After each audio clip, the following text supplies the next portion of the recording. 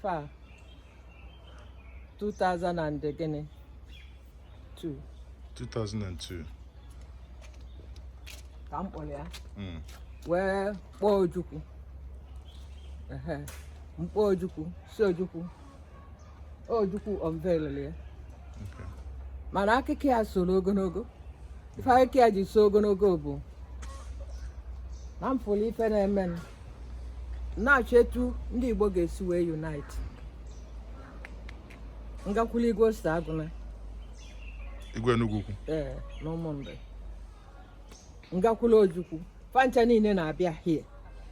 onye bịa ngwa bịa maka onye a ọsị rapụ onye nke a Mbazuike Amaechi the boy is good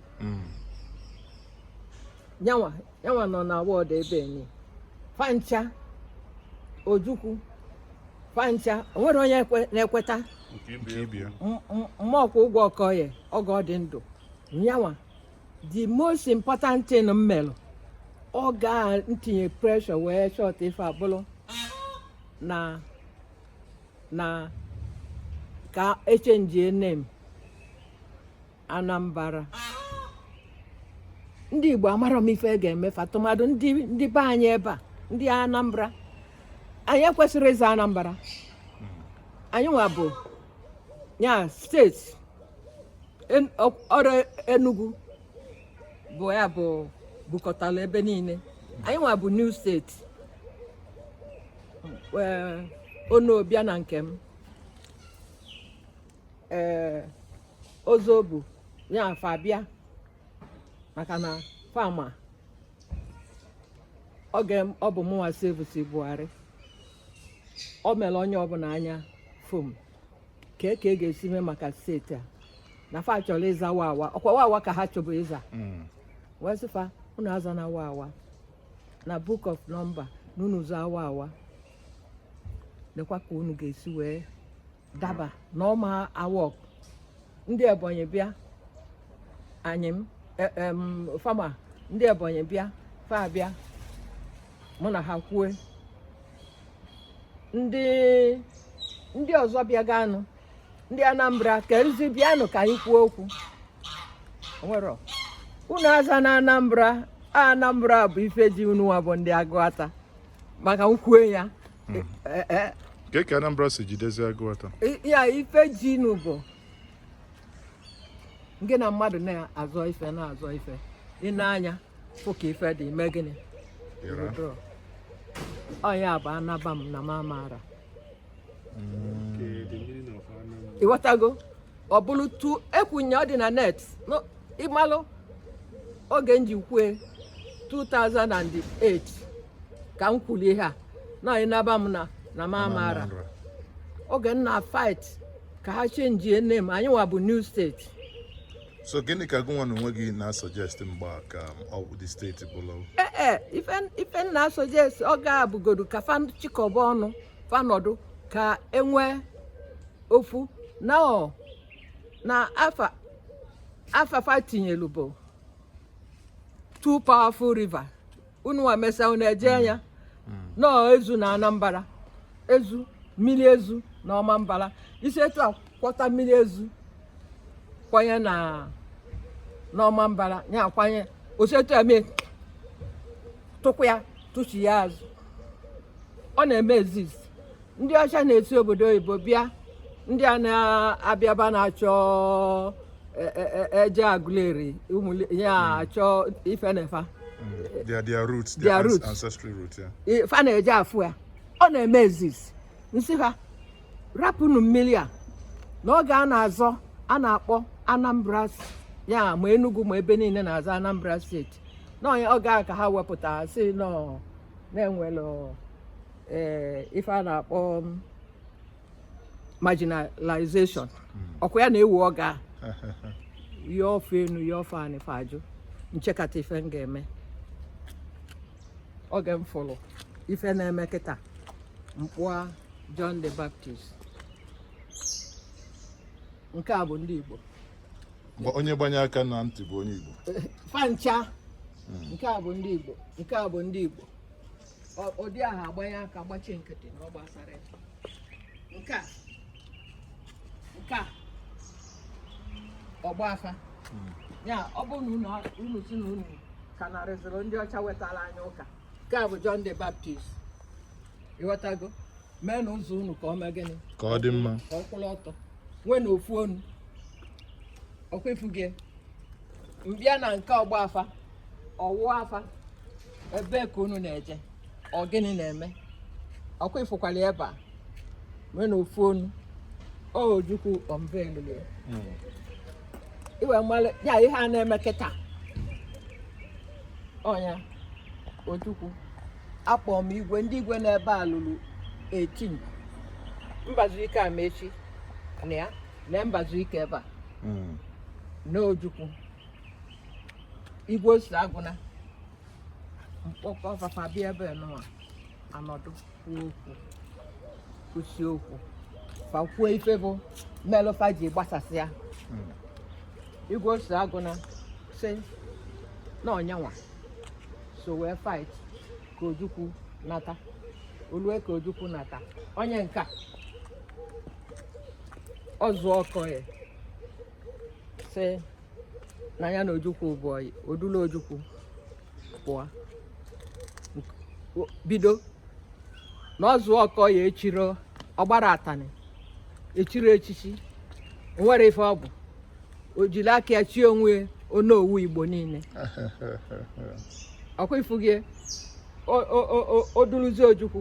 ọ gaa guzo olu ochie fa eze ndị Igbo guzo fenyefe ife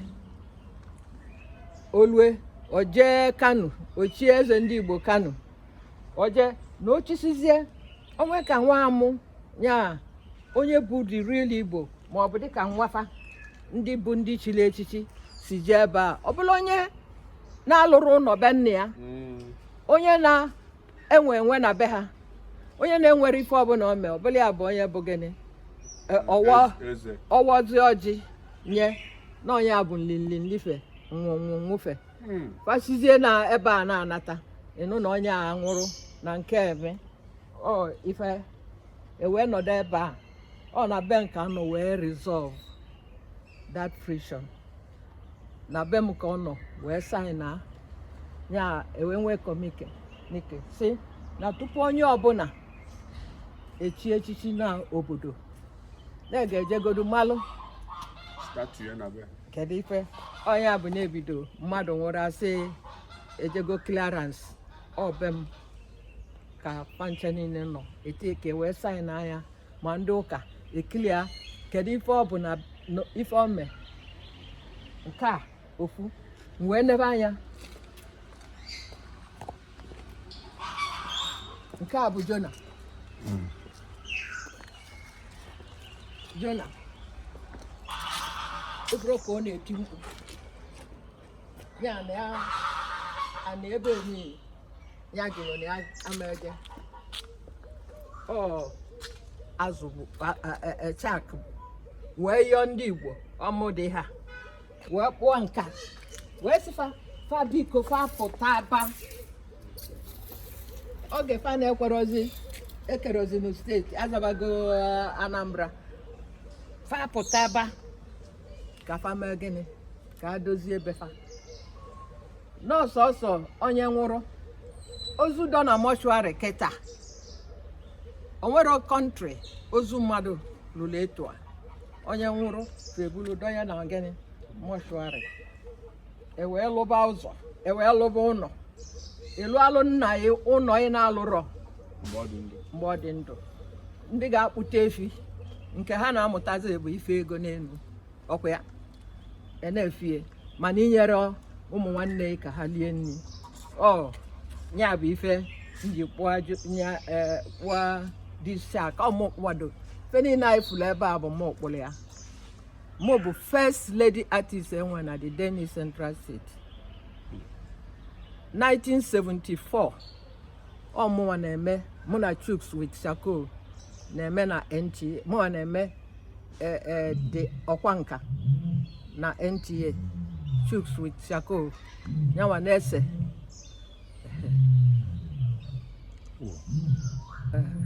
onye nwa na-ekele echekwa m spika na-eme ive ọ enyi nnụnụ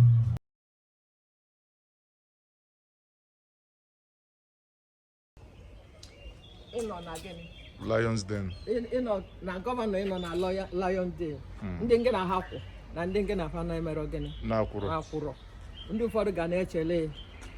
ndị nke ọzọ ga na-eme na fa na-edifendị onye bụ ife menụ onye a dị mfe Igbo agụ na mụwa bụ nke a bụ ebe fa kenelụ bụ Ojukwu na fancha niile dabaụlụ fọ osa agụna maka na ife onye ọbụla bụ ọbịa okwue ọ gwara onye nke ọzọ na nne ya bụ onye Enugu Agidi ka ọ bụ n'ogbulu ọchụ ọgba ọsọ ọchụ na ikwu nne ebe ọkụzụ ifu gị ochiri ọzọ na ọkụzụ ochiri ọzọ na ihe ochibebe ndị mmadụ eze ebe a ka a na-enweta the facts so onye bụ ife melụnụ mara oge nji kpụọ ya Nigeria na problem ya ifuge Nigeria ka ọ gbanye aka etu ọkwa ya nke a nwunye Egwu steeti ịmalụ ọkwa 1976 ka m kpọrọ ya ngwa nke a bụ nwa ya na-aya akwachi ọkọ nya the whole country ọkwa ya nke a mụrụ ọfụ nya nke ọ mụrụ oluru elu oke agabara ije nwunye dị ime ọzọ ụdị a ha na-abụ na fa nwee ike kwesịa na ha ga-eme nke emepụ nke a iche nke ya Niger Bridge akọbala eri oge onwe so story of Nigeria. Story of Nigeria.